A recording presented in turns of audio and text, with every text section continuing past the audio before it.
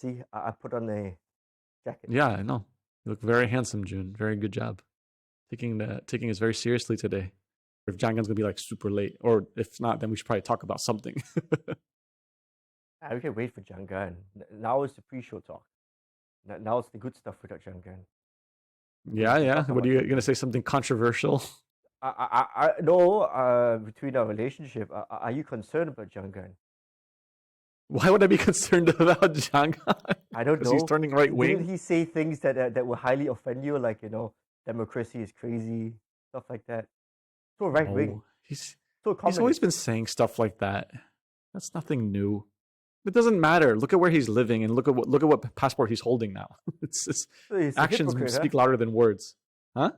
Ah, I mean, so his he's argument will be like, "Oh, Singapore is led by Lee Kuan Yew. He led it as a semi-dictatorship or whatever. People need to be led."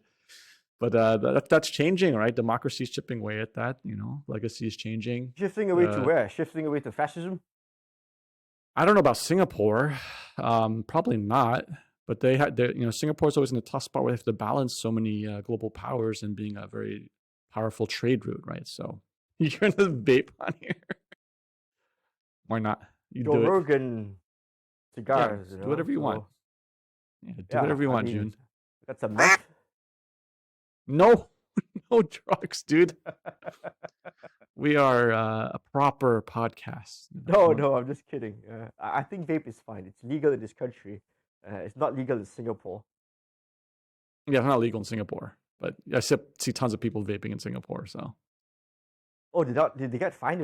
If they get caught. if you get caught, yeah, you got to like But hide it at and home, stuff. if you do it at home, no one's gonna give a shit. Yeah, no one's gonna see anything. That is true. You know why the PAP has this policy, right? It's like Why? they're really harsh on cigarettes. So Yeah, cigarettes is a harsh on. compromise that they knew was generationally going to fade out, right? Like newer generation spoke less and less. Well, So also similar to policy China, dictated that a bit. this was really big in China when it first came out. Was it Yes, still is big. it was recently banned. Like when I was on my honeymoon in Shanghai, Oh wow. I ran out of vape. I thought I could just buy it there, right? Because it's all made in Yeah. China, but not a single shop would sell it. Wow. Well, yeah, Yeah. I think they have very So strict enforcement.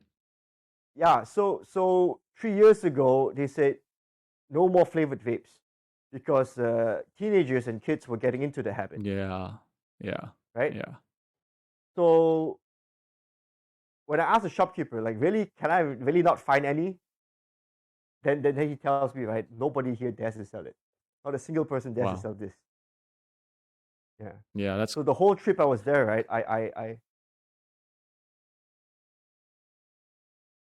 I mean, what do you think about that? Is like from an American perspective, that's just wild. People want their freedom. They want to be fat. They want to kill themselves however they want to kill themselves. I mean, from a societal standpoint, like, of course, it's benefiting. Well, you have your narcotics laws, right? So there are certain things that the government says, hey, for the collective good of society, let's not have this. So I mean, this is highly addictive. I mean, if you start out young, Yeah, you're for gonna sure. be a lifelong user. Yeah. Yeah. So obviously, Yeah. not smoking this would be better than smoking this. Where's the fine line between then balancing I don't know, perceived freedom or like you feel it versus I don't know. I think anything addictive is a problem, generally, and that's the general stance of that government. If it's addictive, then it's like, hey, it's not really your free will anymore, right? It's you're addicted. Well, can we compare this in Southeast Asia? Who has like policies as strict and stern as China around clamping down and being able to enforce? Just Singapore only, right? Thailand too. Thailand is not so. I mean, they're not supposed to sell it in Thailand, but it's not enforced. Yeah, they're also reversing there's talks about reversing the weed legalization, right? Yeah, it went a bit mad, huh? I don't know what they're gonna do. Yeah, I don't understand. Oh yeah, I mean, like, I need to talk to Pat. I have no clue what's going on. There was just so many things happening last year, actually, that were really interesting, which I probably wish we had covered. With the big generational shift, I forget the guy, the politician in Thailand who was supposed to become prime minister. Anyway, shall we begin, guys? Hoo-ha! Why's Joon in a suit? Yeah, you just Not a noticed. suit. That's what I was. I was like, wait till you see June. It's a podcast jacket. It's a It's podcast a jacket. podcast jacket. Yeah, since we're going to talk a bit about geopolitics, right? You got to look the role. Okay. Be taken Okay. seriously. All right. 3, 2, 1.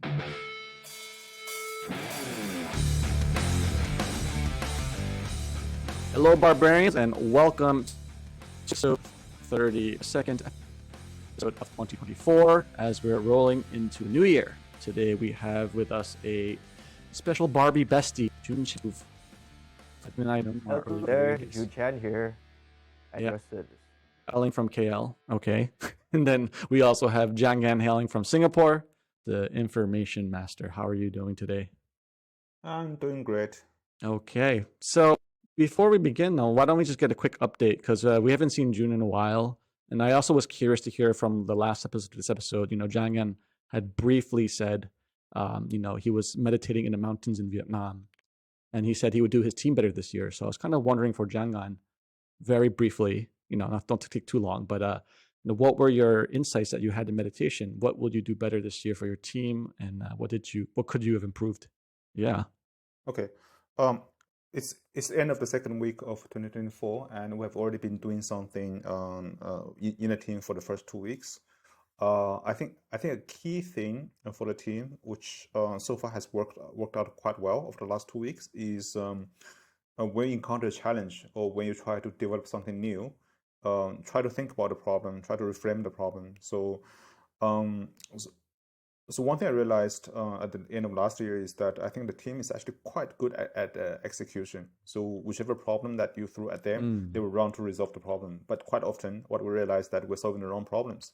So the first 2 weeks, I think every time before we start doing something, we would step back and think about what's the real problem, right? I mean, with people, with the team, with the clients that we're dealing with the products that we're trying to develop. And sometimes, I mean, that effort, like even half an hour, like, I don't know, reframing the problem, help us get better insights about what we're trying to do, and it helps the team better focus, less time on R&D, more time on actually sort of solving the problems. Very nice. Very nice. It sounds like you're trying to develop the critical thinking muscles for your team, which maybe...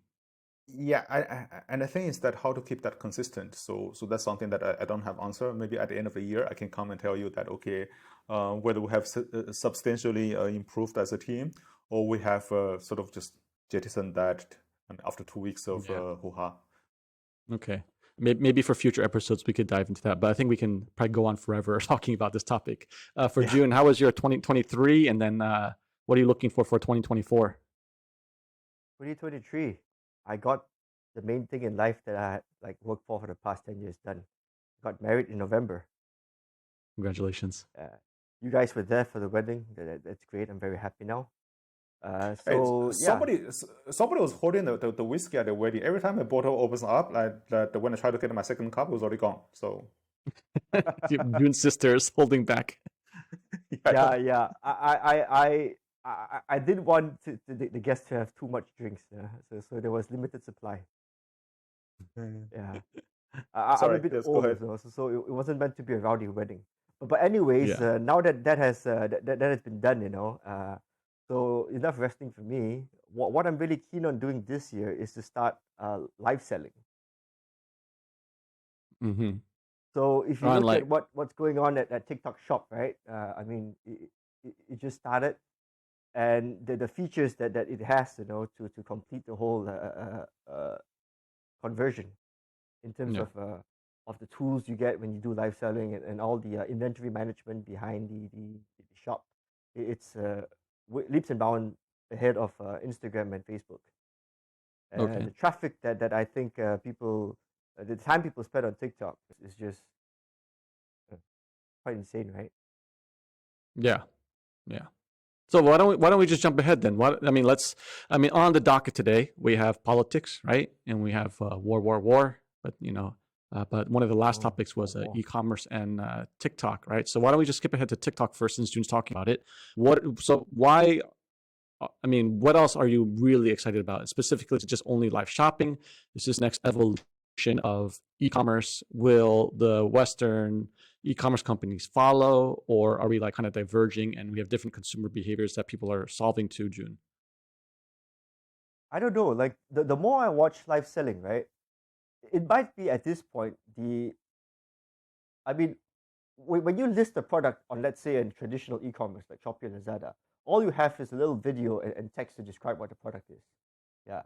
So I think live selling would evolve into a space where most things that are listed would have a salesman trying to sell it live, or at least a recording of a salesman trying to sell it live. So in combination with text and video, you also have this interactive lifestyle element with every product that is sold online. So I think it's evolving that way, right? I mean, I imagine a future where there will be thousands and thousands of live sellers, each focusing on their own product. Yeah, and lifestyle does a very good job with covering, why this product is good, why this product is not good, why you should buy it, and any other questions that the user might have before they have to buy. Did Joon go to Germany recently? And he kept saying, yeah, yeah, yeah.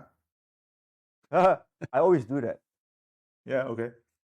Yeah. Old habits die hard. When we all worked for the Germans, especially talking to you two guys. Yeah. Well, okay. So I like what Joon was saying, because I've been kind of diving deep and developing kind of like a media thesis, or at least gathering my thoughts on media. And what I've kind of come to conclude is that as media evolves, and as you layer in other mediums with other mediums, right? So like, with the idea of like video and like voice and visual coming together, and then you add it with technology, the internet, right? Media richness keeps developing over time. And so I think what that is that it's more realistic of how we kind of evolve to understand things. So like if you're trying to sell something, we need more richness in data points to kind of evolve to get more, because right now, like, there's not enough data points where you can just blindly buy and trust that you're going to get what you want, right? There's always some information data, and I think live selling is another layer of richness of more mediums, like visual cues, listening cues, conversation back and forth of how we understand things. So I think that's like applying that kind of framework onto e-commerce and media, Right. No, and how they're it's combined together actually, creates new value. yes, you're right. It's actually much faster. It condenses so much information into a short time. Yeah. So if you buy through the traditional way, you might want to go research more, right? Like look at testimonials. You might Spend a have lot of time. questions that you are not clear with, or you might not have the demonstration of the product, in a very interactive form. With live sell, it solves so many of this, and that's why the impulse to buy is really high. And what's really important is, like, as a traditional medium, like e-commerce was kind of a one-way kind of thing, right? You post up static text, maybe video. You could watch video; it's a bit more interactive. But now live is like Twitch; it's two-way. So it's an evolution of media and technology that makes this a more valuable. Like, it's adding more wealth, and like you get more information to do what you want, right? And so I think that as it evolves, it's I think a very powerful kind of evolution. But I don't know if, like, why didn't these Western e-commerce companies do it? Why is this like a very specific problem, do you think, to the Asian user base? I mean, I wouldn't say so, because they also had kind of like live selling on TV, right? Infomercials in the US, but it just never. Why didn't the Western innovate this? Jianggan, you want to give your thoughts on this? Yeah. Give it a stab. My team has been doing research on live commerce and the evolution of e-commerce for the last couple of years. And in 2022, we published a report called Live Commerce in Southeast Asia. And the last year, we published another report called the TikTok Shop Playbook. I think a key question after the first report, many people came to us about is that live is only suitable for China, because I can't imagine American sort of consumers doing live, right? I mean, buying things and watching videos and then buying things. They're through exactly the question that you just mentioned, right? I mean, people have been sort of selling things on TV for ages, for decades. So how do how do you make live commerce different from TV? Aside from the fact that conversion goes faster and interactions are more instantaneous. The feedback is it happens real time. So so my perspective about why live hasn't happened in many places is because nobody has taken a central role to invest heavily into fostering an ecosystem. Because live involves content creation, involves certain skills, involves certain equipment that people need to procure and maintain. So in China, I think the platforms. I think before 2015, Jianggan, who is now managing Lazada and other Alibaba international businesses, he made a central focus for Taobao to go focus on live. And of course TikTok, spent a lot of effort fostering a system of service providers, MCNs, and live hosts. So basically, you have all the system, all these different players coming together. Initially at the expense of the platform fostering is. I think in the West, you don't really have. You don't see Facebook doing that. You don't see YouTube doing that. You don't see. Amazon actually developing this kind of capabilities. So would that change? I don't know. TikTok is growing really fast in the US, and maybe they were trying to spend money to foster the ecosystem. Maybe they were not. But I think this is something that people say that it will grow organically. But I think it needs a strong central platform to invest a lot to foster the ecosystem. Joon, any comments to that? I don't know what has TikTok really done here. If I look at all the live sellers that I've scrolled through in Malaysia, right, there's still many small ones, and obviously there are certain few that's quite successful, but they would still all be still small businesses, right? They do around like maybe 100 to 200,000 orders per month, with one or two products.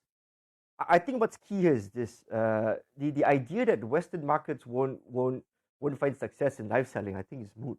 Because one of the biggest draws in live selling is people want to buy products, but people also want to buy from someone they like. And only live sell, gives this, really emphasizes this trait. Sometimes, people follow this live seller just because they like buying from them.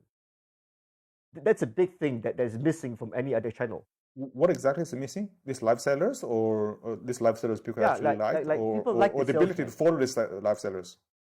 Yes, they follow the live seller, and they like buying from him. They like his content, they like his show, and they believe him, and hence they buy. And this is very hard to create, with other kinds of e-commerce channels. So we're not too different. You say it works in Asia, kind of work in the West, but in the West there are already TikTok live shops that are popping up. I think it's a matter of time before the incentive for people to go on and sell and make money is very high. It's big. If it works well, it converts better. People will flock there. Yeah. No, I do think there are enough promoters. Who are now everywhere, right? Doing that in concerts, in mega churches, in offline sort of sales galleries. And it's totally imaginable that many of them would find a new medium, which is live, for them to sell or to hawk their wear. And the key thing is that has the platform done enough to make sure that these guys can just focus on selling, and all the supporting ecosystem, including people who source goods for them, people who do the fulfillment for them, people handle payment, etc. Everything's there, and then these people will focus. I actually looked into that. That because in starting my shop, I would say, is there a service that would handle my accounting and fulfillment and warehousing? In the TikTok Seller Center, obviously there is a little tab there that leads you to all the services that TikTok partners will provide to live sellers, right? Yeah. But many people don't use it. They just say, they open an account, which is super easy in TikTok. You can be a creator or a shop right away. You just put in your ID, and within a few hours you're approved. And right away, you can go to the back end, create a product, and start selling and gain experience. So many people start off this way. They start off with a few things, they gain success, they learn the tricks, and they fulfill themselves. So I don't think there's anything fundamentally blocking, even my mother stopping. My mother can go on and be quite successful, in getting the first order within a day, I think.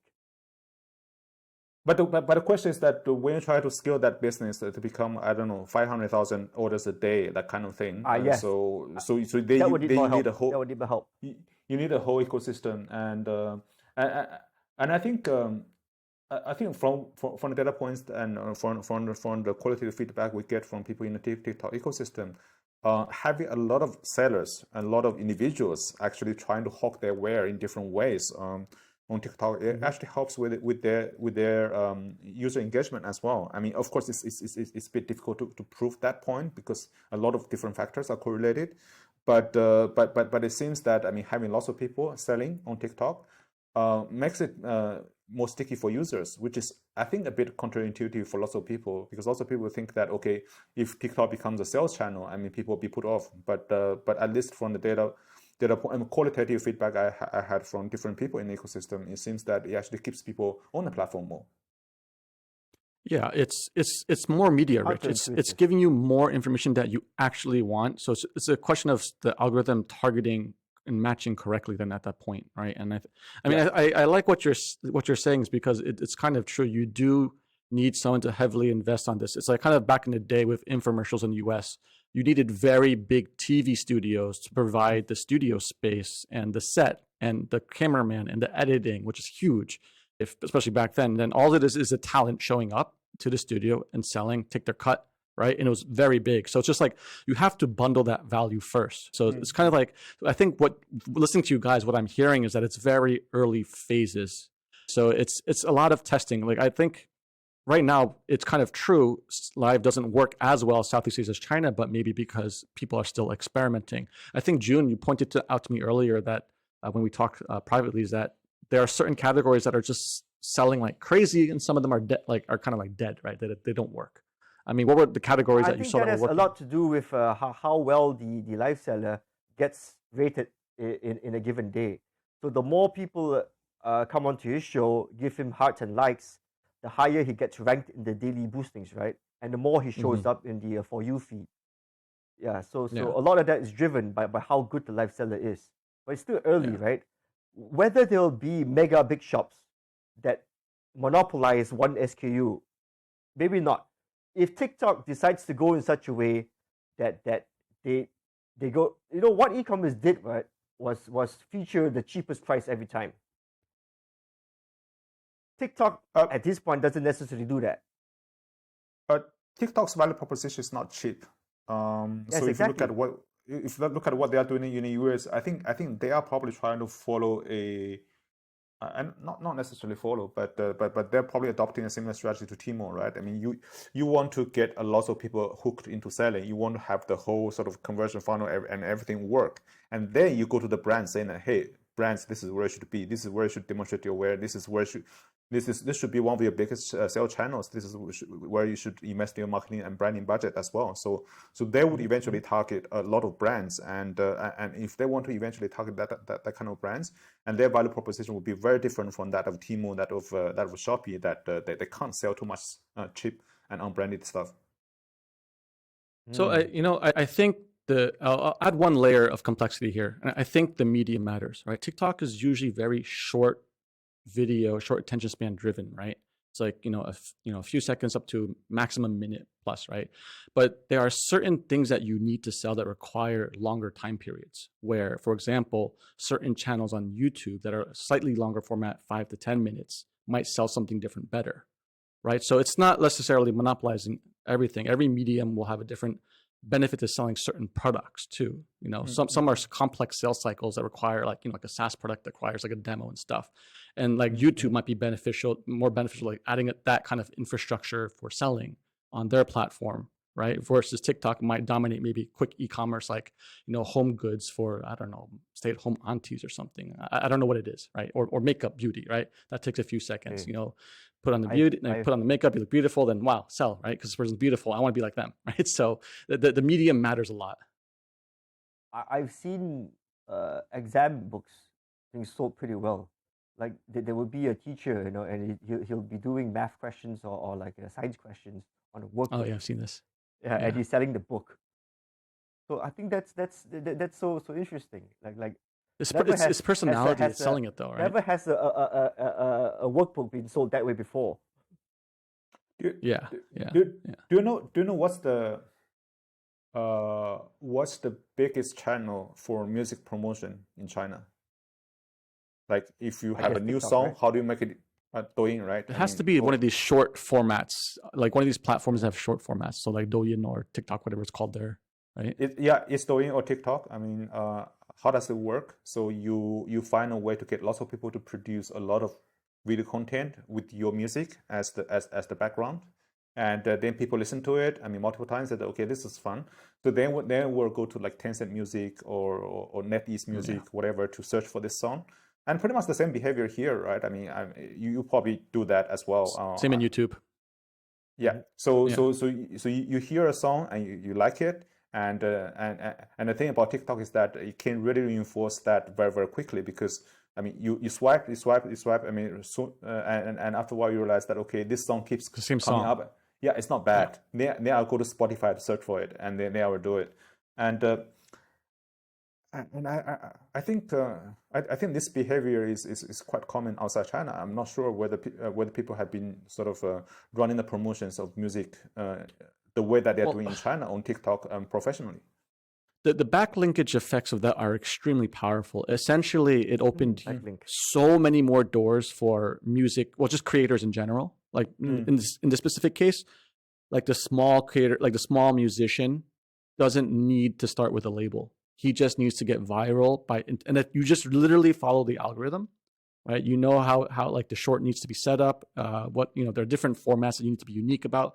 But once you hit viral, then you could sell your music directly, right? So it has changed a lot of things. And I know one of my friends recently joined Warner Music groups in the region here and as a MD, and that's what he's trying to kind of figure out. Like, how do I take this old library and this old model to then modernize it, right? So it's this whole like really has disrupted a lot, I think, and it's very powerful, and it just opens the funnel for more people to participate in. It'll be kind of interesting to see how the value accrues over time, though. So. Does he use I TikTok on a think daily basis? you should. I'm not too sure. I I need think to it's ask him. clear. No, I think like your friend should take all the popular songs back in the day, cut it up to the best samples Oh, that's so that are smart. Yeah, catchy, and put yeah, it up to TikTok license. yeah, yeah, yeah.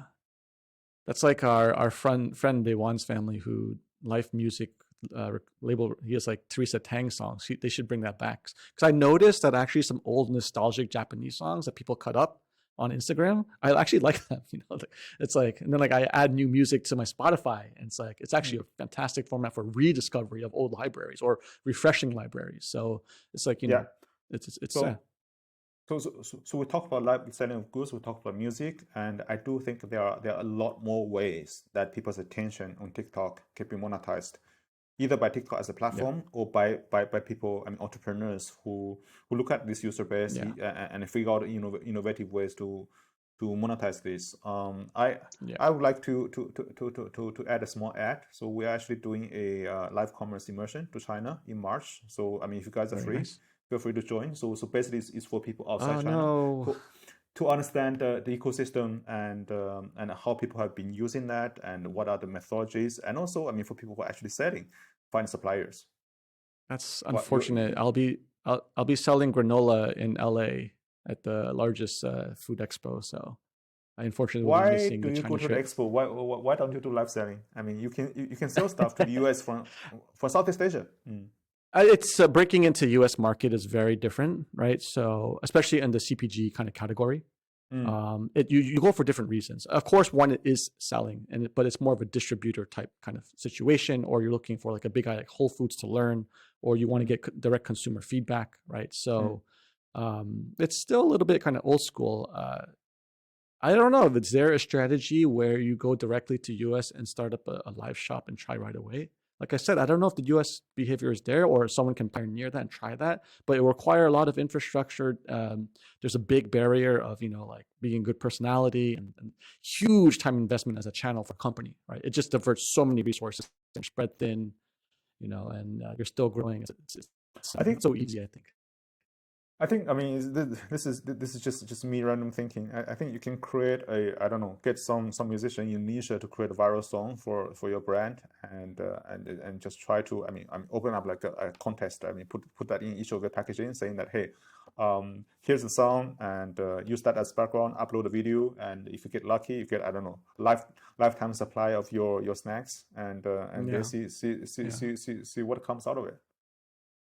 Well, I love this discussion because, like, if this was us like 5-10 years ago, like, what do you do with the money you raise? Just going to buy performance ads on Facebook, Google, right? And then you just burn all that money with not, declining economics, right? So this is like a new medium that, potentially makes economics better, but you have to invest in the content. Of course, it's harder up front, it's long tail. But like, I think this is a little bit of a paradigm change of how, when one wants to do a startup, that they can actually scale in a different manner, right? So because you don't really know what will work, right? You know that, okay, there might be interesting opportunities there, and you know that somebody will figure out how to do things differently and acquire customers at much lower cost compared to traditional channels. Yes. But it's exactly how to get that done. I think that takes quite a bit of experimentation.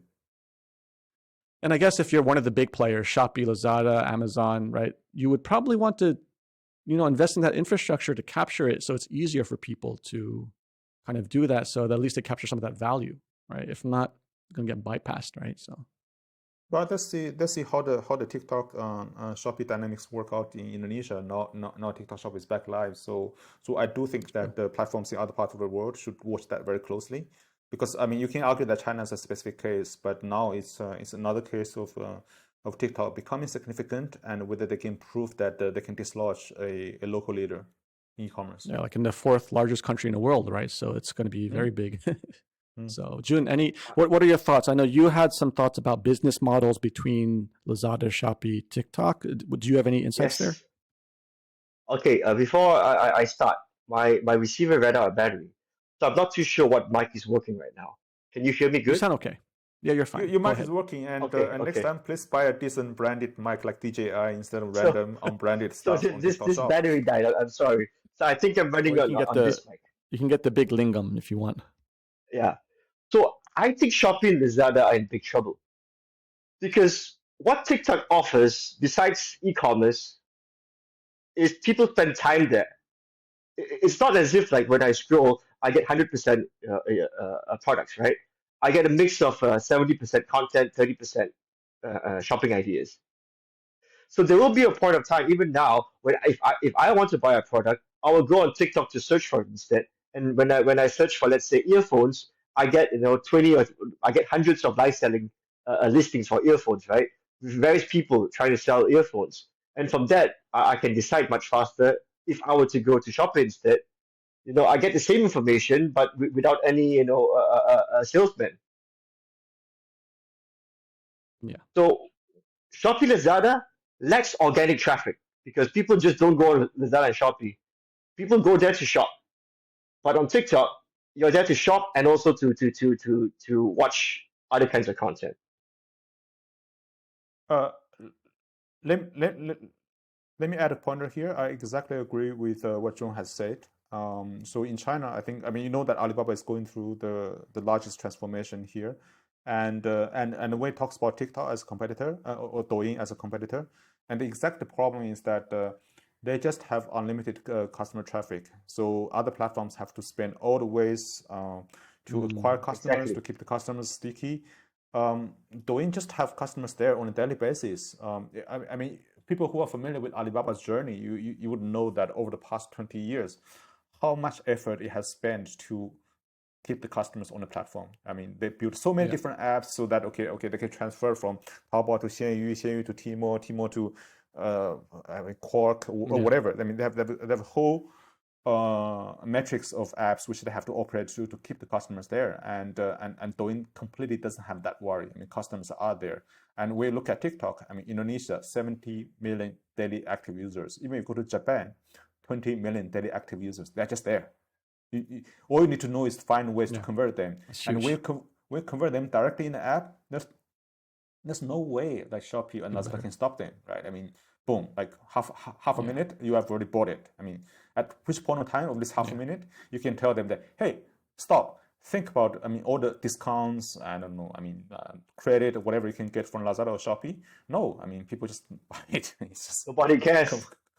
commercial in the app, even if many times it's not the cheapest for the same SKU. Yes, exactly. So I think TikTok shouldn't try to be a price comparison site, right? I mean, it should have good prices, when good sellers come on board. But the main focus should be, ignore price. Let the salesman do his job. I think they know their role very well. Yeah. Mm. Why did Alibaba miss out on this? I mean, like, it's like you said, they've been, from my understanding of Alibaba, like from early days to till now, that they've been very ecosystem driven. They've been very long-term thinking. Is this something they just missed out, or they're just saw the I don't vision in know. a different way? They did have lifestyle, right? They started e-commerce and then they had lifestyle. But the problem is just this: Douyin has content and traffic. Yeah, it's stickier. I mean, more reason to go to Douyin. Alibaba started live selling actually earlier than Douyin, and which I don't know whether that has played to their advantage or not. Maybe they have, maybe it's them giving Douyin the inspiration that, hey, you can actually do live selling. But they actually started live selling earlier than Douyin. But exactly as Joon said, the problem is that customers do not go there on a daily basis, even they have nothing else to do. They only go there when they start thinking of buying something, which, I mean, buying compared to consuming content or killing time it's a very, very small segment of the time people actually spend. Yeah. So they noticed that they've been trying to defend, but of course they have like other battles, right? I mean, a bigger threat for them is Pinduoduo, so which we can talk about sometime. Yeah. So what happens when even though manufacturers go onto TikTok? That's going to be interesting. Many of the manufacturers are already on TikTok, but the challenge is that it's a different ecosystem. I mean, for Pinduoduo manufacturers, you don't have to do anything. You just need to supply the goods. You just need to pass the images. Pinduoduo will do everything for you. You just do what you do. Yeah, yes, you do what you do very well. But on Douyin, you need to create content. You need to be able to sell. You need to be able to like be engaging and attractive. So it's two different skill sets. And the service providers typically are strong in one of the two skill sets, and rarely that you have someone who is very, very competitive in both content creation and supplying goods. My hypothesis, though, it would be that there will only be a tiny percentage that will have the outsized return for live selling. I don't know if every single shop will have a live seller like Joon's envisioning, because I don't think it's that easy, right? To kind of break out. I think it depends on how TikTok decides to distribute the traffic to the users. I mean, does it make sense to show a live seller that has 1 million people buying from him to the same audience? Or could TikTok say, let's have 100 live sellers and split the traffic to the audience about equally? And that happens, I think. I don't know what's going to happen, but it's not smart to say, okay, one live seller handling 1 million people. What for? There's no benefit. Just be the nature of the medium, though. I don't know. I'm not sure if I told you, Alex, or Joon, this story, right? I was in Shenzhen. I was talking to a restaurant owner who used to be CFO of a listed internet company, and he said he wanted. I mean, when he was opening the restaurant, and he spent a lot of time on Douyin, like watching live. I said, why? He said, because I need to buy lots of shit, right? I mean, I need to buy the tiles. I need to sort of paint my wall. I need to buy all the equipment.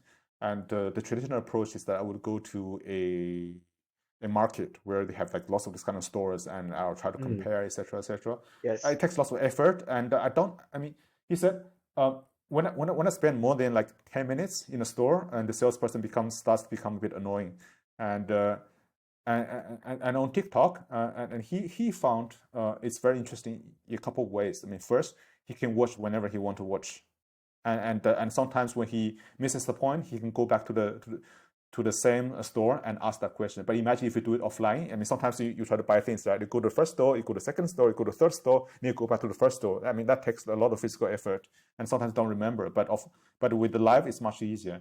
And the second, which I find actually quite interesting, is that he said, for instance, the waterproof coating on the floor, and he had been following two kinds of live streams.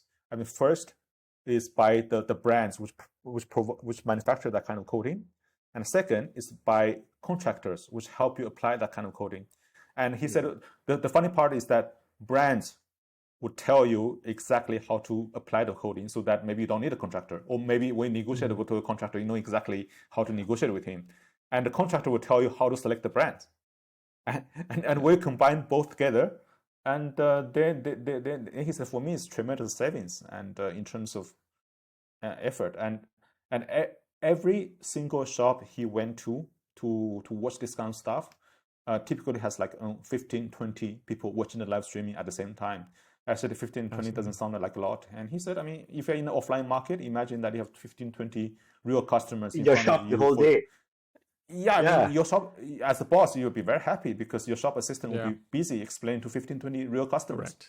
Correct. So fundamentally, I'm pretty sure TikTok's algorithm gives you an audience. It doesn't just send you the best guy every time. I feel when I went live recently, I had like just 20 people watching me. I don't know where it came from, but it's around there. Yeah. And the better your shop performs, the more people they will send to you. But that's it. What were you selling? Oh, I was just doing like what a lot of girls do. Just go in there and talk. Yeah. Answer questions. Be cute. See? Maybe you can try sell Alex snacks. I got a dream heart. I got a balloon. Yeah. It's not my snacks, Brina's snacks, but yeah. Okay. Yeah. But still, you can sell. Yeah. I mean, to me, what's really interesting is, Jianggan, you've been to US before, right? Yeah. I've also been to Mexico. You're familiar with? Are you familiar with Home Depot? I can't say I'm familiar with Home Depot, but I kind of know their business model. Yeah. Well, like Costco, right? It's just like a giant Costco, but for all like DIY home stuff, like all. Yeah. Costco just opened a store in Shenzhen, and the first day open, it was like full of Hong Kongers who travel across the border to Shenzhen to buy from Costco. Yeah. Anyway. Well, because for me, I've always wondered why Home Depot as a category hasn't really developed in like, say, Southeast Asia or even like North Asia, right? One thought is maybe it's always been like cultural, where the market hasn't developed where DIY makes sense. You always can just hire cheap labor if you're rich enough to own a house. But it's interesting what you're saying is because like maybe it's a leapfrog where they won't even get the Home Depot model where you put everything in one big warehouse and people go. Maybe like you said, it just skips or evolves differently, where you just go straight to e-commerce. There's some back end place that holds all the hardware stuff, or maybe it's fragmented even, and then it's just all these like live shops selling, and then you solve your problem that way. Because even for me, home improvement here in Malaysia, it's extremely hard. It's all these small, old, unorganized shops and never really great quality, right? So I never really understood why this is like so difficult for home improvement, in Asia. I don't know. Do you guys have any thoughts on that? I haven't studied that model in detail, but I do think that for the likes of Costco, it's something that people need to buy like every week. So it makes sense. I mean, for whatever model, that if you build sufficient efficiency and customer value proposition in it, customers will go to it. Home Depot home improvement is not something that they do like every 2 days or every week. So in America, maybe it's different. Maybe they do. Oh yeah, maybe that leads to another problem, that people in Asia actually work, right? So they don't have time to do this home improvement shit. They prefer to hire the professionals to do it. There's just bigger middle class, and middle class has more leisure time. That's all. Everyone still can't afford it. Middle class in China. Not be fixing their own home, are they?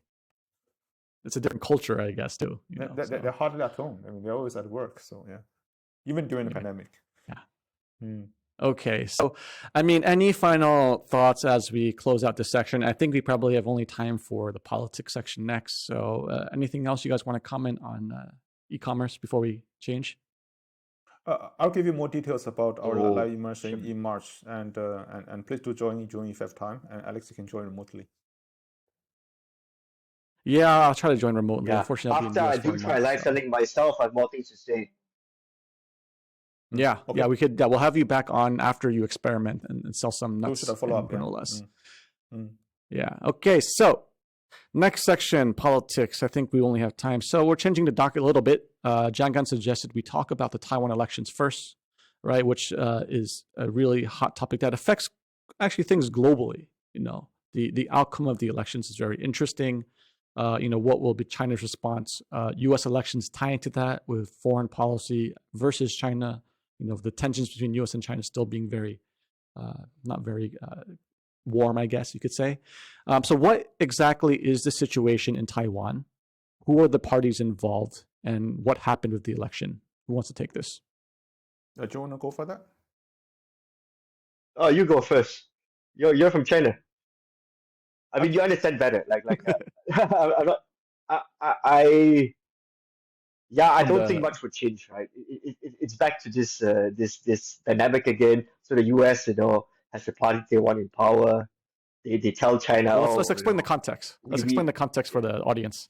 Jiang, you want to go? No, you go ahead. I mean, you have a more neutral perspective. Well, I think it was a three-party race. So why was it a three-party race? It's very funny. So there's these three guys, right? Lai, Ho, and Ko. Hey, let me set some context for context because I'm originally from China. Okay, fine. Originally from the US. Sure. Yes. And you are from Malaysia. Obviously, we should. Okay. And of course, I mean, I believe fundamentally the issue of Taiwan is the issue between China and the US, and with Taiwan having very little say in this. But Joon, give the context. I think I agree with you. What are the? So first of all, let's set the context of. I don't know what happened in the past. So what's leading up to this election? I don't know who dominated before, but I know that there are three parties involved now, right? What are the main parties? The KMT, right? The Kuomintang, right? KMT, TPP, and the DPP. Okay, and what's the difference? Okay, KMT or Kuomintang lost the civil war in China in 1949 and fled to Taiwan with 2 million mainlanders, and of course for the first 30-40 years it ran Taiwan like a dictatorship because it knew that it couldn't trust the local forces. But afterwards, when the first generation of leaders passed away, and it had to adapt to survive. So now it's a hybrid of different interest groups, but of course, people say that it still has a pro-China agenda. I don't think so. It has the doctrine, its constitution to say that it's eventually for unification, but it's a group of people, politicians, each with their own calculation. The DPP, the Democratic Progressive Party, which has been running Taiwan for the last 8 years, which has been recently elected to run Taiwan for another 4 years, they started out as a street movement against Kuomintang's sort of dictatorship, and they have evolved into a political force of their own. And between 2000 and 2008, they were running the country or the territory or whatever, right? And they got re-elected in 2016 and has been running Taiwan ever since. That group is it's also a combination of different individuals. Lots of them, former street activists, some of them were lawyers who helped the street activists. Some of them are opportunists, and also, many of the members are actually diehard supporters of Taiwan independence. So that's the DPP, and there is the Taiwan People's Party, which is a new party run by the former mayor of Taiwan, Mr. Ko or Professor Ko. Professor or doctor? I mean, he's both doctor. Professor. Dr. Ko. Yeah. So he has been trying to create a third force beyond the traditional sort of Kuomintang and DPP, and he has a color white, right? I mean, because Kuomintang has a color blue, and DPP has a color. What's the color of DPP? I can't remember. Green. Yeah, green. So you have these three different colors and three different parties. Fighting this race to basically become the president and lead Taiwan for the next 4 years. And obviously, we see the green part. The DPP won yesterday with 40% of the share. 40%. Yeah. Yes. So yeah, I said the stage, Joon. You go and talk about which is less than the last election. Last election they won 56%. So it has dropped. And well, that has to do with. Was that because of they tried to do a was it TPP did a coalition with KMT? Is that what happened, or like what was like why did they have such I a think you thought? could say that that some of that DPP supporters would probably would have went more to TPP than KMT, but DPP definitely lost support. Mm. So they lost the parliament majority as well, and you can see that I think that the people in Taiwan are divided, right? I mean, some people Yeah. are just naturally put off by the Communist Party of China, so they support DPP whatever that happens because they don't trust Kuomintang or any other force. And there were a small group of people, and many of them actually like I mean those who are still alive, right, originally from mainland or their immediate offsprings. So they will probably still support a bit of the reunification agenda, but I think that's the minority. And there'll be a huge group of young people who are fed up with both because I mean over the last I don't know since 1996 to 2024, that's like almost 30 years, 28 years. No matter who's in power, the economy is not doing that well. I mean, of course, you have a few like Taiwanese companies doing phenomenally globally, but across the board, I mean, housing is expensive, the economy is not doing well, and people's salary has not really been growing. And especially when you compare Taiwan to South Korea, which they used to look down upon, and if it's South Korea's economy was going this way, Taiwan's was going this way. So obviously, lots of young China is people are going not this happy. way. I'm not sure about moving forwards, but yeah, in the past 20 years, yes. Yes. So what, 2.6 the long-term trend, yes. Yeah. So I think a lot of Taiwanese see this, right? But there is the diehard DPP group that gets heavily get really into the propaganda, and also the education there from the new generation is not taught the real history, I guess. So well, go ahead. No, I was just wondering, is the rift in what you described, is it more that there's a fear of the CPP, or more if there's actual real loyalism that they want reunification? I think like you don't want to anger your neighbor. I think very, very few people in Taiwan want reunification. Very, very few people. And on the other hand, I mean, I've been sort of observing every election since 1996, and you see on the side of China, they are evolving their understanding and their tactics in the election. I mean, the first democratic election in Taiwan in 1996, you know what China did? They sent missiles across into the Taiwan Strait, and at that time they didn't have missiles which can shoot above to the other side of the strait. And the Americans sent like 2 aircraft carriers to the Taiwan Strait, and it was super tense. And 2000 KMT, I think 2000 KMT, and there's another party by James Song which broke away from KMT. And collectively, they won more votes compared to the Democratic Progressive Party, the DPP. But they lost because they were divided. I mean, Taiwan's election goes that whoever who wins the most votes, not necessarily the majority, would win. And if you look at the situation back then, it's very similar to the situation now. You have two parties which try to get rid of DPP, but they are divided, and they can't force the alliance to basically work together. And of course, because of this, and the DPP won. So they are, yeah. How was the state of Taiwan and its economy during the time of Ma Ying-jeou? Context, please. Ma Ying-jeou was the KMT president before Tsai Ing-wen. Before Chen Shui-bian. Yeah, before Tsai Ing-wen. Before Tsai Ing-wen. Before Tsai Ing-wen. Yeah, Ma Ying-jeou.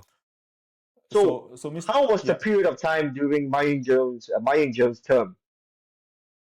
I think Ma Ying-jeou's term was marked by a détente or rapprochement, or like opening up to mainland China, and you saw that the China reciprocating by two things, right? I mean, first, increasing the import of agriculture and other produce from Taiwan, which benefits lots of like small, medium producers and enterprises. And the second is that China sent lots of tourists to Taiwan and lots of students to study in Taiwan's universities.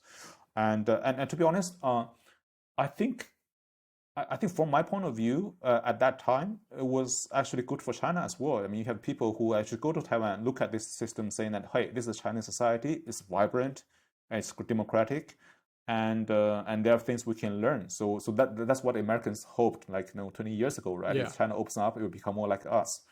But I think the second term of Ma Ying-jeou, between 2012 and 2016, things became a little bit more difficult. Ma Ying-jeou became, I don't know. I mean, he or his entourage became challenged by lots of things. I mean, you have the student protest, which occupied legislation. Sunflower movement. Yes, the sunflower movement, and the government couldn't mount a response to that. And so you see how weak the government was, and they actually backed off. So I don't know why, and probably because of calculations of different the self-interest calculations of different factions of the Kuomintang, and they didn't want to offend the people. But the thing is that if you don't want to offend a small part of the people, you don't have a clear agenda. The majority will look at this and say, hey, yeah. Students who have a very sunflowery idea. Yes, but the government backed off, and that sends a signal Yes. to the general population that that this government can't lead. So Jianggan's biggest contention with. So the funny thing is so that, so you could say the KMT was overthrown. yeah, as simple as that. And then of course it still has its hardcore supporters, and DPP still has its hardcore supporters who not support each other, and they have this huge middle ground which has been captured by partially by the White Party, and partially a bit by this, a bit by that, and 30% of the people who don't turn up to vote because they're so disillusioned. So that's the reality. There's a lot of disillusionment. There's a lot of disillusionment on the island. So what is the broader implications here? What, like, based off what you're saying, like, should China be worried? Like, what's their response? And then what's the third order effect of US's response? How do you tie this into the US election based on who gets elected? Will that affect things for, I mean, this is like what we talked about last episode, right? This is like one of those quiet brewing powder kegs, or is it just maintaining the status quo like every other president in the US has done and try to be nice with China, or has things changed now because of this? I have some perspective. Joon, what do you think? I think it's the same thing. Like right after the Taiwan, US put out a statement again, reaffirming the one China policy, and it's an internal affair between China and Taiwan, but any reunification or whatever must be done through peaceful means, and they have no objections. What was Trump's policy during this time? Like when he was president, what was his policy with Taiwan and China? And we know for Biden's administration, was it Kamala Harris went to Taiwan, or someone went to Taiwan, right? And that was a big hoo-ha. So it's not very clear though, right? Nancy Pelosi, who went to Taiwan. Yeah, Nancy Pelosi, that was it. Yeah. They always say a statement and do something else, but they can say it's not the precedent. I mean, but it's a departure, right? So I don't know. Trump did. Did Trump maintain the status quo? He was very anti-China, right? You would think Trump would fly to Taiwan himself. So I don't know. I don't think Trump is anti-China per se. I think Trump is very transactional, and he got affected. I mean, I don't think he has a strong agenda himself. I mean, in his first term at least. And he gets, the narrative is. Yeah. So initially he was. I think he gets affected by the people who and by the information or sources he received, and he chooses to trust or not trust, right? I mean, initially, I think you remember when Trump got elected, I think he got a phone call from Taiwan or something, which unnerved China. He called Taiwan. He called Taiwan. Then Jack Ma went to visit Trump. Then I don't think Trump can tell the difference between Taiwan and China. It's all the same, All the people look alike to him. So. Yeah, probably he can't tell the difference between Russia and Ukraine as well, but. Yeah, but I mean, like, I will say one thing about Trump. Like, you're right. I don't know about in terms of substance, but his narrative has paved a potential new path for policy change in the future, even if he doesn't get reelected, or if he does get reelected, right? He's, like you said, unpredictable, and there's not much substance to, like, what he says and what he does, I guess, not as much.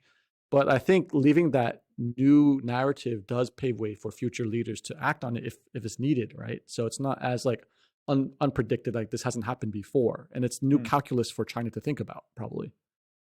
I think I'm not sure if you noticed that a week leading up to the elections, there were like at least three high-level contact points between China and the US.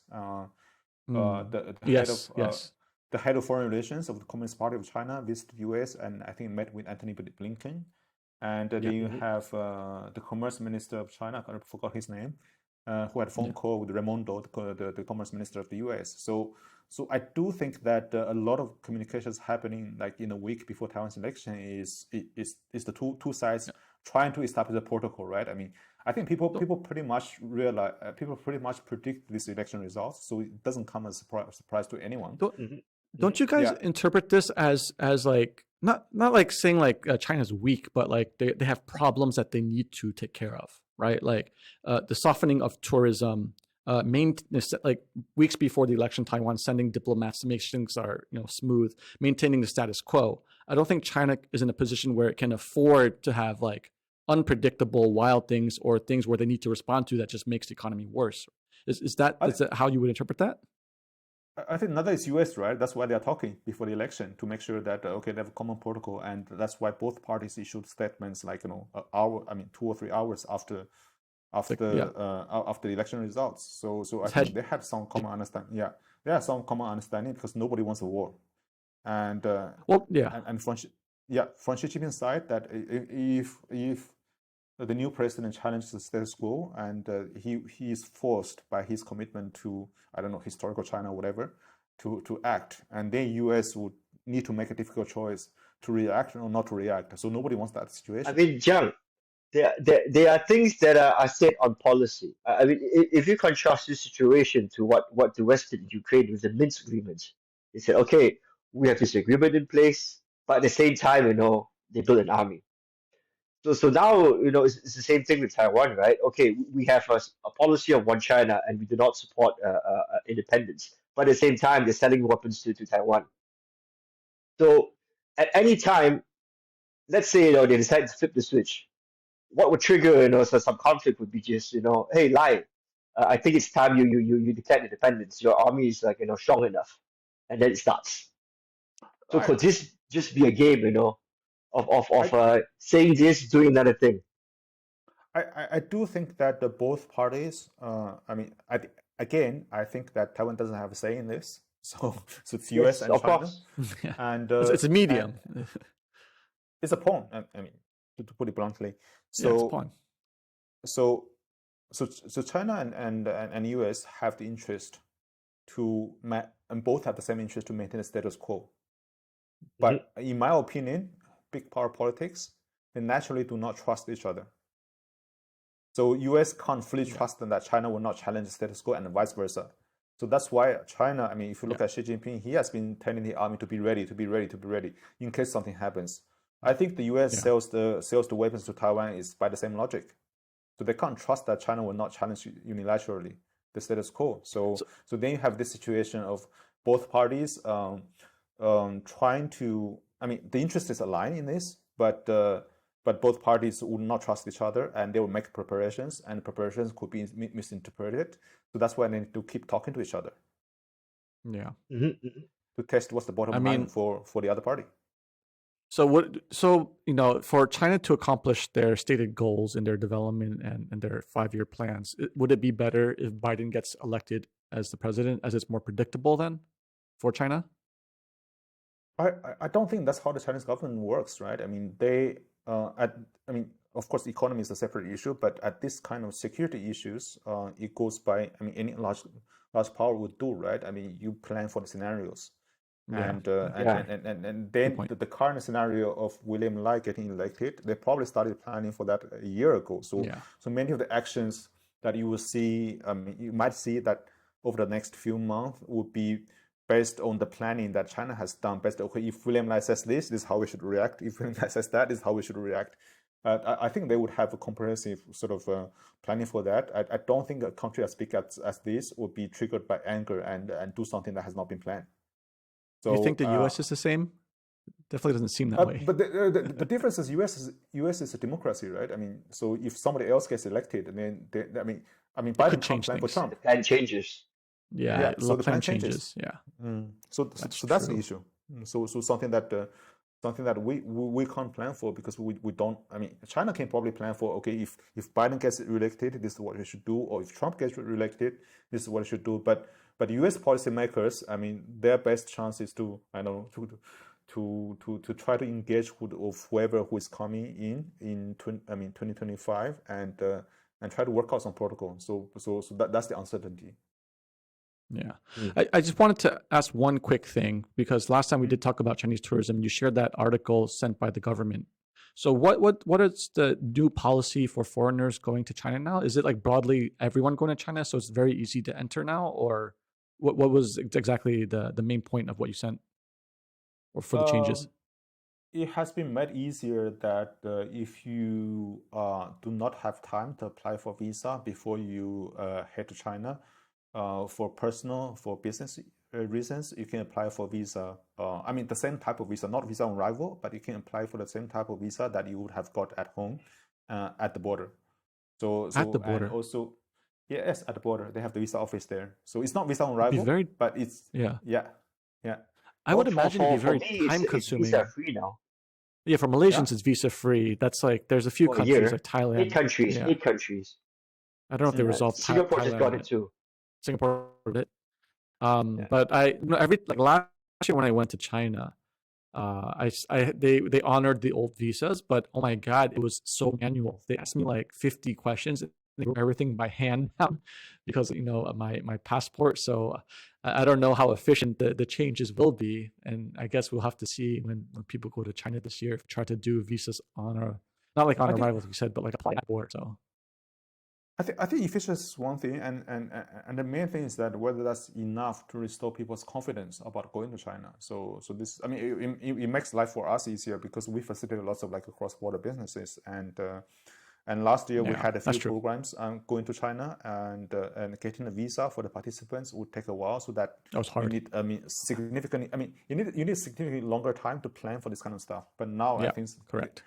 Things are much easier, but people's willingness to go to China, I think for certain businesses, I mean, if you are working e-commerce, you should go to China. If you're working in new retail, you should go to China. If you are in an ecosystem of automobiles, I think you should go to China. But for others, I'm not so sure. They need to further loosen things as well. Like with I should be able to go to any hotel. I remember my friend I went with, he booked a hotel, but it's like, oh no, sorry, you're a foreigner, you can't stay here. So it was just like, it's already hard enough with the ecosystem change. No, it wasn't. It was like a nice 4-star local hotel. This was somewhere in Kunming. Where did he book? If he booked at trip.com, I know it's all vetted.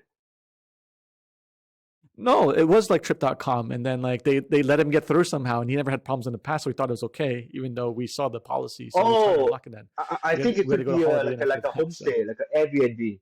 Was it? No, it wasn't. It was a proper nice hotel. Yeah. Well, too bad for him. Was Airbnb, which looks like a hotel, which probably doesn't have the hotel. No, it was. I know what a nice hotel guy is. Come on. Okay. So what do you guys want to close out with? We still have like some the France politics. Like you can talk about I mean, France generation. Blah blah blah. Democracy is so good. Voted someone so young. It's crazy. So let's see how they do. But isn't that what we want? I as an American, I'm so sick of like old white dying senile men. No, I don't want a 34-year-old with no experience. I like someone in his prime. Well, he has prime, 50s and 60s. He's a career politician, right? So we're talking about January appointed the first openly gay youngest prime minister, which is more important. That's the youngest part, right? And it's a whole paradigm shift, and France is leading that way. Right? Like there's so many people complaining about not having young politicians, not fresh blood, but they're taking that step. But then, Joon, you're criticizing that. Isn't it better to at least try? Did they try with Macron? Macron was young too, when he came in. He was elected when he was 39, and I watched the whole debate he had with Marine Le Pen. That's like 2.5 hours debate, more than that, I think. And he had so much passion, and he had so much conviction. And he had so much reason and logic, which was, quite impressive compared to Madame Le Pen, who's just repeating the same rhetoric. So, but you see Macron, and he immediately got bogged down by lots of things. in a country. Mhm. So trying to reform a country, unless you are a dictator and unless you're a benevolent dictator, it's quite difficult because you have to work with so many different political forces, and simply by brilliance will probably not work. You need to build alliances. You need to I don't know, work with a lot of different parties. It's not straightforward. I did research briefly Gabriel Attal's work history, and he has worked from the bottom up in politics. He has risen to like the top posts of a lot of significant things. I don't know what they are in France. I don't know too well, but it's not like he is an elitist. Yes, he went to private school and all these kind of things, but it's not like he never worked in politics or has the relations. And also Macron, I don't know, Macron probably, I don't know, is he stupid? I don't think so, right? He chose him. No. Yeah, so Macron's not stupid. At that time of election, I think he yeah. Anyways, let's see how this guy does. Yeah. I mean, it's very important. They have a lot of key issues like pension, where they were striking, pension reforms that they were striking about. Immigration is a big problem. So hopefully, young blood can do something, or like I don't know. Maybe I'm more optimistic. Well, maybe he'll get bogged down too, though. So who knows?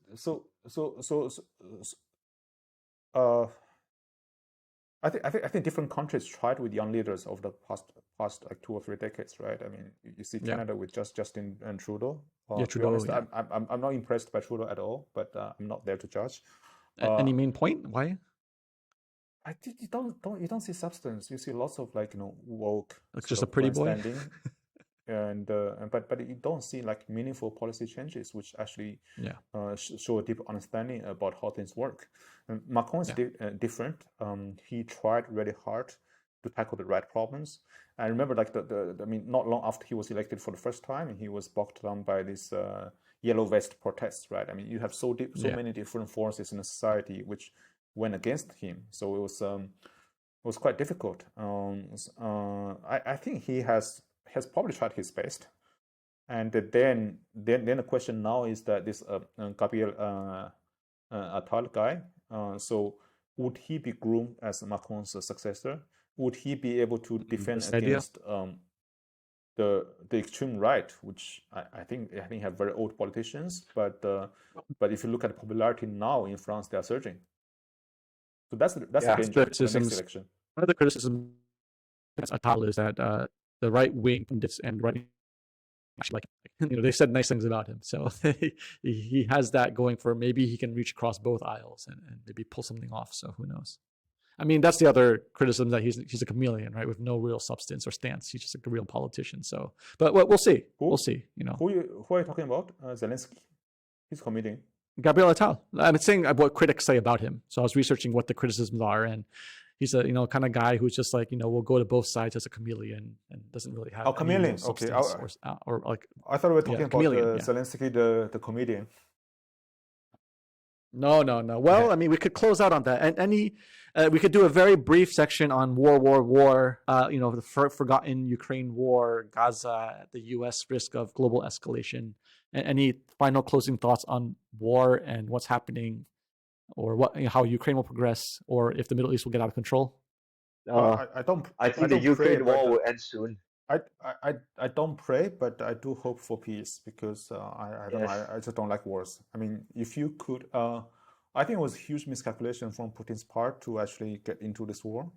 But really, I mean, if you read The Art of War by Sun Tzu, I think the first 6 or 7 out of the 12 chapters or 14 chapters is telling you how to avoid a war, how to use different kinds of strategy to avoid a war. The last resort, armed conflict, because first, it's unpredictable. Second, it really doesn't benefit anyone. So, Joon, why is the Ukraine war going to end soon? I think Ukraine and NATO are out of troops, man. Yeah, they can't fight anymore. So the West completely gave up or distracted? I mean, you can see it. The 8 cent is getting lower and lower. I think it's like 90% less than what it was at the peak. Yeah. So it's obvious, right, that it's going to die out. Yeah. So how does it end then? Peace there again. Well, I think when Russia wants it to end, it's probably going to go all the way up to past Kyiv and maybe Ukraine would get carved up, some of their territories get returned to Poland and Romania, and Russia keeps the rest. Also, you think Russia will take total control? Yeah, probably. What do you think, John? Um, in in 2015, I did a big trip. I mean, to visit some friends Eastern Europe. So I went from Latvia to Lithuania to Moldova to Ukraine, and that was a big lesson for me. I mean, personal experiences, right? Looking at, I mean, how this would all like ex-Soviet republics, and then they probably all had the same sort of ugly architecture and the central planning and stuff, but where they were located determined a lot about their fate after the war, right? I mean, so Moldova and Ukraine were basically fucked, and Lithuania and Latvia, because of their proximity to Sweden and Germany, they actually managed to create a buffer, and also because they did. I mean, between them and Russia and proper, not Kaliningrad, and there's Belarus. So that didn't pose a significant threat to Russia. But Ukraine, I think for Russia was a different story. It's something that Russia would not easily let go.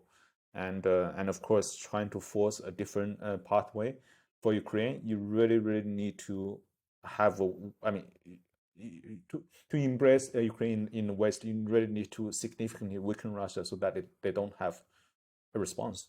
Otherwise, I don't see how Russia would let it happen. Yeah, true. Yeah. You were in Latvia when? I was in Latvia in 2007. I was in Latvia actually twice. The first time was when was the first time? The first time was probably 2007, 2008. The first time, and I was there in winter, and I got like drunk every night because it's so freaky cold and rainy. And the second night was 2015. It was summer. It was super nice. Lithuania in summer, the coast, the lakes and stuff, super nice. Much worth a visit. And I was there flew to Moldova, Chisinau, and from Chisinau we took somebody drove us to Odessa for a weekend, and Odessa was.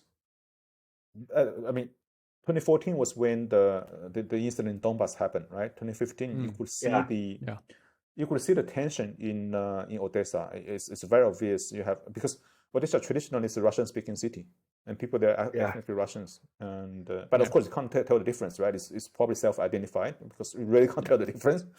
And and 2015, when I was there, I mean, you could see the tension. I actually went. Actually, there was a booth of. At first, I thought it was a photo exhibition of different photos of people. I mean, happily on the front, and then I took a lot of photos there. And later I asked. I mean, at that day at dinner, I was asking a friend who was local and to tell me what the booth was about. Oh, he said, oh yeah, that's the recruitment booth of the Azov battalion, the one labeled by Nazis as Nazis by the Russians. So they were recruiting, and they were telling people how great it is to fight for the motherland, how great it is to forge this camaraderie at the front line. But the reality is often quite brutal. So that's how it's done. Young people make decisions based on what they believe, and quite often the reality is different from what the idealism tells. But Odessa, amazing city, amazing port, amazing historical quarter. So I really hope that this war is over and it opens up again for tourism. I mean, it's a great place to visit. Yeah. Good party scene as well. Okay. Sorry? So hard to reconcile. I mean, after the war, there will be families with so many people that they know, who have, died in the war. So much tension. That was before the war, there was tension. What about after the war? It's going to be worse. Every war's like that, right? It takes generations to kind of forget. I was told that it takes one generation. Probably. Actually, it's kind of maybe 1 to 2. Yeah. Look at Vietnam. No one knows or cares about what happened. You're right. US, right? One generation. Yeah. One generation. It takes one generation. It's 1 generation. So interesting. And how much people in Malaysia in the 1970s loved Japan? I mean, think about it. Yeah. It takes one generation. Yeah. People forget really quickly. I mean, which is probably good. True. I mean, you don't have to forget, but you move on, right? I mean, you know what happened in history, but you move on. Yeah. Sorry, you were saying? Okay. You want to add the trains? Okay, yeah, we could skip Middle East. Let's go trains. What do you want to say about trains before we close out? Choo choo. I can't wait for trains to come over here. I mean, I like high-speed trains. So convenient. It'll change my life. It'll change the life of many people Are you talking about Malaysia specifically or across Southeast Asia? across Southeast Asia. But Malaysia okay, too. I mean, well, we already have that in Laos, right? Laos, Indonesia, Bangkok's next, and then I guess we Bangkok's are going to next? be last. Yeah, Bangkok Is is building. They're halfway done, right? this one belt, one So road, or I don't know whatever. It's just a high-speed rail network, you know. Bangkok will connect to Laos, and then yeah, that would be sometime in the fantastic. future, Bangkok will connect to Malaysia. Malaysia and Singapore. I think it'll get done within You think this so? year. I hope so, man. That'd be fantastic. I don't know. I mean, sometimes I understand the sentiment in Malaysia who didn't like the previous government by Najib, but if they didn't overthrow Najib, you You would Yes, have it trains would have been probably. built by you would now. have changed by now. Yes. Yeah. Yes. So Yes, that's true. Yes, cheaper So- too. so that's the prices to pay when we wanted a fair government, but of course you didn't get a fair government. So it's a different story. I And don't they- know, they- man. The trade-offs. One Yeah, MDB. I don't know, man. It's train It's a trade-off. or capturing him. Yeah. It's a trade-off, and my point here is that don't place too much hope in the benevolence of politicians because they calculate for themselves and for the interest groups. Yes. Yeah. Well, what I realized And in because of that, Southeast we get. Well, what I want to say is what I realized in Southeast Asia, every single like local in their own country are extremely pessimistic about the government. But like when you take a step back over like many years, you do see the progress, but the locals just will still be very negative about the sentiment, right? Like I feel when I go back to Vietnam every time there's progress, but then you talk to locals, they say like nothing ever gets done, it's inefficient, it's corrupt, all these kind of things, right? But things do improve, you know. I do, you know, it's hard to feel it when you're in the middle of it, I guess. Have things improved in Malaysia over the last 10 years?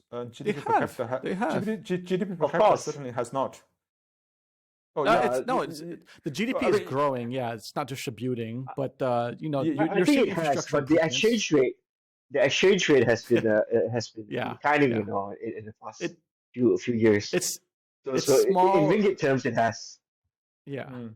It accrues, but slowly, you know, like I said, like we talked before in one of the previous episodes, like I didn't think QR Pay would ever be a thing, but it's just so ubiquitous now. Like these things do change and improve over time, you know. It's just You mean yeah, you mean that you sort of I mean when you are at that point of time you look at it and say so how come things are slow, but a few years later when Yeah. you look back you say wow, okay, how different are we Transform. from like yeah, five- correct. yeah, a correct. few years ago. Yes, You s- yes. So we're always very pessimistic, but like as long as there's like that general growth, of course, I think there is the middle income trap is real, but like I don't know, it could change within a 10-year period very quickly. You know, like maybe the wealth will spread. At least that's the optimistic in me. I don't know. Who knows? Yeah, I mean it's good. We to are be- mostly poor in terms of US dollars. I think Well, maybe I the think US it's dollar good. doesn't matter as much anymore. I think it's good to be Yeah, I mean, optimistic. we buy most things in RMB now, so June, that rate hasn't developed so much. June, talking about trains, you should look at the master plan for the high-speed railway network in China, and they already have a line connecting to Taipei under the master Yeah. plan. Wow, Through really? a, Yeah. I mean, Yes. so whenever that Are happens, they just going to force or- Taipei? They're just going to dig up to the border and be like, "Hey, you know, let us in." Complete it. It's already done. Anytime you want, connect it. just knock the wall down there. Wait, so Yeah. are these trains happening individually on a country by country level? So there's no like grander coordination across ASEAN to China or North Asia. Is it just separate initiatives? Because that'd be fantastic. That means Southeast Asia is building infrastructure for the future. Then I think it's individual, bilateral, or trilateral sort of coordination, and anything that you try to negotiate with the bloc, it just takes forever, right? So yeah, it takes forever. So Yeah. if you look at the QR payment scheme that Southeast Asian government are trying to do, right, and it's a big framework, multilateral, but then you have different bilateral agreements like coming to force, systems get plugged. Then eventually they said, okay, let's get all this together to form a multilateral network. I think it's similar there. What other infrastructure do we need to support this really growing big mega middle class in Southeast Asia, right? I think high-speed trains is fantastic, but what else is like, can we say that would be very important to support and manifest this kind of growth to becoming like higher income countries? What do you think? More manufacturing, more relocation of the factories over here, I guess. You think But so? So I think these trains, right, would really level out the prices of real estate, across the three big cities in Malaysia, four big cities. Yeah, There are it four big really cities in it Malaysia. really means that why would KL property be like 7 times higher than in Malacca or Ipoh? Oh, Malacca. Okay. Yeah, it'll Like, even it out I so was like, what's much. the fourth And city? when this happens, right, people will feel much more wealthier over there. There'll be much more equity, that can be used to grow your business, to grow more capital assets. Things will even out. It's actually kind of true. Like when I was studying at the LSE, economic history, when the initial railroads were built, there are huge back linkages that like really help power economies. So I think, that probably is true. It will be a lot of like second and third order effects from this that, we have not yet to see or know. At least like we talked last episode, Jianggan, right? Like, when you put a big train station outside the city, you can grow off that as like a hub, right? So we will see what will happen from this if these choo-choo trains do come. And I am excited for that. You I think at the end of the day, all these detractors in the government, right? They have a delusion, They think their versions of what will happen, or this is going to be a white elephant, it's going to be a waste of money, it's not going to work, it's not going to be successful. And then they haven't found a single piece of evidence that has shown high-speed trains don't work in growing economies. It's all around us, right? You look at China, Spain, Europe, here, there. These are all examples of it working, and only in their own minds it doesn't work. Yeah. I get annoyed by people who keep pointing out, the bad things about your master plan or whatever, but who don't provide an alternative. And that seems to happen a lot. Yeah. Well, the alternative is don't do it. What we have now is good enough. Spend money, on social welfare. So I don't know. I don't want to talk about social welfare. Thanks. Yeah. So but the thing about it is that in Malaysia it's pretty peculiar. I think this time it's going to get through because the incoming king from Johor has put it very high up in his agenda that he wants this built. Oh, that's great. But isn't he supposed to be impartial and about politics? No. This new king has explicitly said that he will not be impartial. And the only one that is against this would be the 97-year-old Dr. Mahathir, who has a big grudge with him, because of his father, the king's father. Yeah, but Mahathir is irrelevant at this point, right? Yeah, he's not relevant. So I think this time around, it's going to get built, and I can't wait to use it to come visit Jianggan more often. That'd be so fun. Yeah, that'd be great. Yeah. Yeah, now it's like 4 hours drive. Depending on the border situation, sometimes it takes me 11 hours because it gets stuck. Does that mean, Jianggan, you'll take the train coming back to Malaysia to visit the kampung? I'll definitely try to set up a team there because it's much cheaper compared to Singapore. Yeah, that's another option. More avenues for setting up remote teams, or Well, you don't have to be in KL. No, next year the RTS will be built, and then you can just set up in Forest City. What's the RTS? It's the subway between Singapore and Johor. Really? So yeah, I think we'll be ready in 2026. That's fantastic. Last week there's a 2025 for that link. Oh, okay. The other extensions are later on. Well, if anything, Johor will have a boom then. So basically afterwards, when you try to cross from the transit network to Singapore's transit networks, it takes like 5 minutes. And of course, you add up the time that you used to cross the border, but they are now exploring a system to cross the border via QR code. Singapore has already, like, every time I go back to Singapore, the innovation at the airport it gets easier and easier every time to come in.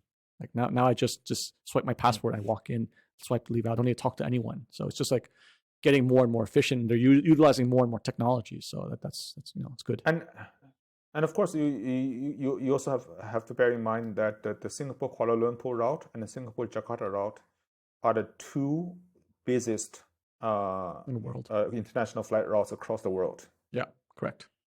The two busiest across the world. So imagine 7 million flights. Yeah, I mean, not flights, but like people being interested. I think it's in tens of millions. I mean, think about. I mean, if people can save a significant amount of time. I mean, so it shows that there's tremendous demand for people actually. Traveling for business, for leisure across the cities. And if you can reduce the time that people spend, that's tremendous. That's a huge gain. A huge gain. Yeah. I tell you, it just double the opens more avenues convenience. of business. Yeah, double the convenience is not double the amount of demand. It could be triple or quadruple. Yeah, it could be exponential. Yeah, not exponential, but way higher than that. I don't know, man. It always is. It always is. It's definite. So this will be the next boom. It will change. How things work over here. It'll make the Asian countries much closer together. Just look at the high-speed rail link between Hong Kong and Shenzhen. Now you may go to. I mean, I went to Shenzhen 6 times this half a year, and you go to every single mall, every single like bar, you see like lots of Hong Kongers. So it's. But of course, I mean, that's not good for the retail of Hong Kong. But you see that demand actually going up because it's so convenient. By a lot. So it's going to even out the prices. Property prices will drop in Hong Kong, right? Retail will flow over there, and it'll balance out. The wages would start, to come closer together. Which is a better way to achieve peace. Yes. Yeah. So the trains are a good thing. So to any viewers watching this, right? Just do it, man. Build the trains.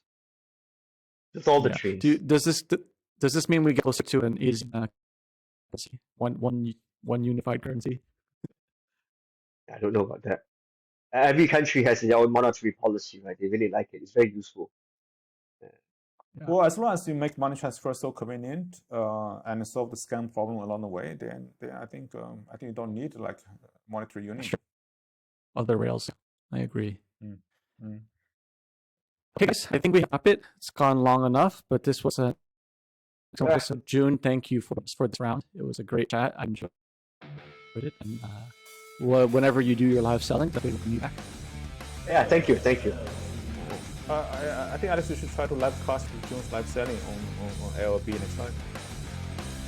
Yeah. Well, maybe we could record it and then put it up and see what people think. See how it goes. Okay. All right, guys. Have a good day. We'll see you guys. next Enjoy your weekend. Right, bye-bye. Yeah. Okay. Bye.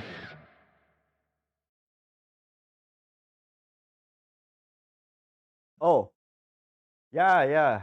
Baji is in here. Come, Baji, come. Oh, hi, Baji. You want to come and say hi? Yeah, come in, say hi, Baji. You Baji boo. Come on, Baji. Oh, that's Joon's new baby. Yeah, Baji. Joon's first baby. Hi, Baji. How are you? Are you a good boy? You being a good boy? Baji's good boy. So big noise, yeah. Baji's a good boy. Oh, I miss my Jude. Where's Jude? Jude's been in Klang for a few weeks because I sprained my ankle, so I've been in recovery.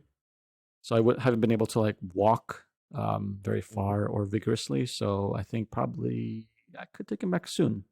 What do you know about what Antler is doing in KL? I think Dave's friend, right? Frank. Oh yeah, Frank. And then who's the other ex-Rocket guy running it in Berlin, right? Oh, whatever. Forget. But I know Johan Antloff is there. Magnus Grimes, right? Yeah. Johan's part of it. Is it? But like, there's like varying roles, right? There's like the venture partner model where you just loosely are like a part of it, but you don't get paid, and then I don't know, it's like do deals or something. I don't know. I just want a live sell. I don't know. It's an attempt to kind of hi Jianggan. It's an attempt to replicate 500, right, in the kind of German way, the German Bible way. Right, for Rocket Internet. Maybe Jianggan knows what's going on in Antler more than us. You want to talk about Antler as the first topic? No. Oh, no. For pre-show. A pre-show talk? Okay. But let me switch off a few tabs. I have like 50 tabs on, so Probably Okay, slows down then things. I think we can probably begin. I don't think Dave's going to be joining us. I'm sending him food later too. Ah, you're sending him food? Why? I have spare food I'm cooking, so I know he wants some. I could send some to Joon too Oh, if he wants. I You can't don't. send any what to you, Jianggan. what have you made? What have you made? Grab doesn't go that far. I'm making some pizza today. Pizza. You're making Go pizza ahead, go yourself, ahead. like doing the dough and stuff. I've been making pizza for years. My goal is to perfect it so I could like eat like tri-state area pizza back in Asia first time I'm here, because it's just you can't find like great pizza in KL, at least not by the U.S. tri-state area standards. I'm not even that picky. I just want like a good decent one. But they all is tri- follow like Italian wood fire. You have to go to New York and eat pizza to kind of know, right? Like it's not what you like what Asia knows for pizza. Pizza just know this Italian like puffy, soft dough, like Neapolitan style, right? So New York's a bit different. Like thin, crispy, right?